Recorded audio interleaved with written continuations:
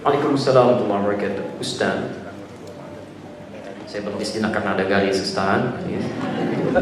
Apakah salat-salat fardu yang belum dikerjakan saat masa-masa dahulu harus ditebus seperti halnya puasa Ramadan? Tapi para ulama berbeda pendapat dalam persoalan ini.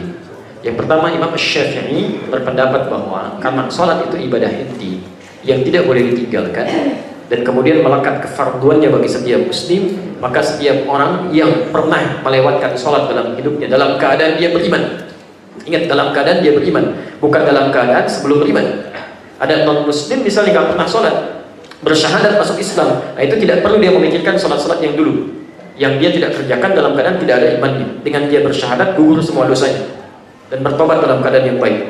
Karena itu mohon maaf ya, saya agak sedikit lompat sedikit saja. Kalau ada orang mau masuk Islam, itu jangan dibimbing dengan kalimat yang banyak-banyak, apalagi diminta istighfar. Istighfar dulu, Bapak itu salah ya dulu, kenapa baru masuk Islamnya sekarang? Istighfar, istighfar. Istighfar yang dimohonkan oleh orang yang belum beriman nggak akan diterima oleh Allah. Ya jangankan orang nggak beriman, orang beriman pun memohonkan istighfar untuk yang tidak beriman nggak akan diterima, kecuali dia beriman dulu. Dicepat kalau ada yang mau masuk Islam langsung bimbing Bismillah, ucapan syahadat seketika. Dengan kalimat syahadat yang diucapkan, dengan tobat yang dia lakukan, gugur semua dosa-dosanya, dibuka lembaran baru.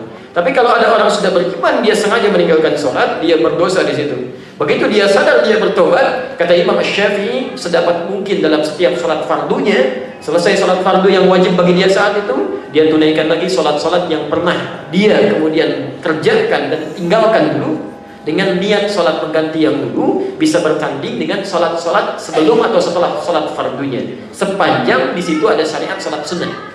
Misal qobliyah zuhur ada, ba'diyah zuhur ada. Tayyib. Jadi Anda bisa kerjakan, misal setelah sholat zuhur kan ada ba'diyah 2 rakaat, Anda bisa tunaikan ba'diyah 2 rakaat, atau Anda bisa ganti itu untuk menunaikan sholat yang dulu pernah ditinggalkan. Setelah ba'diyah 2 rakaat, sholat lagi 4 rakaat mengganti zuhur yang dulu. Ya. Kemudian asar misalnya kan setelah adzan berkumandang kan tiba asar ya. Baik, ada qobliyah asar? Ada sholat mutlak sampai 4 rakaat. Nah, Anda bisa ganti itu dengan menunaikan niat sholat asar yang dulu pernah ditinggalkan. Begitu imam sudah mulai bangkit untuk menunaikan sholat fardunya, Anda tunaikan dengan asar yang sekarang Anda kerjakan. Tapi pada asarnya nggak ada. Jadi jangan Anda menunaikan sholat-sholat pengganti di waktu-waktu yang dilarang. Ya, misal habis sholat subuh, Anda sholat lagi, gitu kan? Habis sholat asar, Anda sholat lagi. Selain bisa keliru, juga bisa menimbulkan fitnah bagi sekitaran setempat yang melihat. Itu siapa sih? Iya ya, kayaknya aliran baru ya. Iya, terlalu soleh ya. Nabi aja nggak begitu, tuh jadi perbincangan. Jelas ya? Itu pendapat Imam Syafi'i. Imam Abu Hanifah dan sebagian yang lain berpendapat tidak perlu dia mengganti. Karena dengan tobatnya, dan kalau serius tobat dia lakukan seperti petunjuk di Quran surah keempat ayat 17 sampai dengan ayat 18, maka gugur semua kesalahan yang telah dia perbuat. Dia hanya perlu untuk meningkatkan amal soleh yang bisa dia kerjakan. Misal sholat fardu tingkatkan kemudian dengan menambah sholat sunnahnya.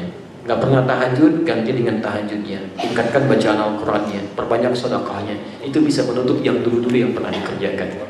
Dua-duanya ini ijtihad dari para ulama, karena dalilnya tidak langsung tegas menyampaikan, itu sangat terbuka. Karena itu ada 2 pilihan terbuka bagi Anda, sekalipun saya pribadi memilih menguatkan pendapat yang kedua. Menguatkan pendapat yang kedua gitu ya. Jelas di sini?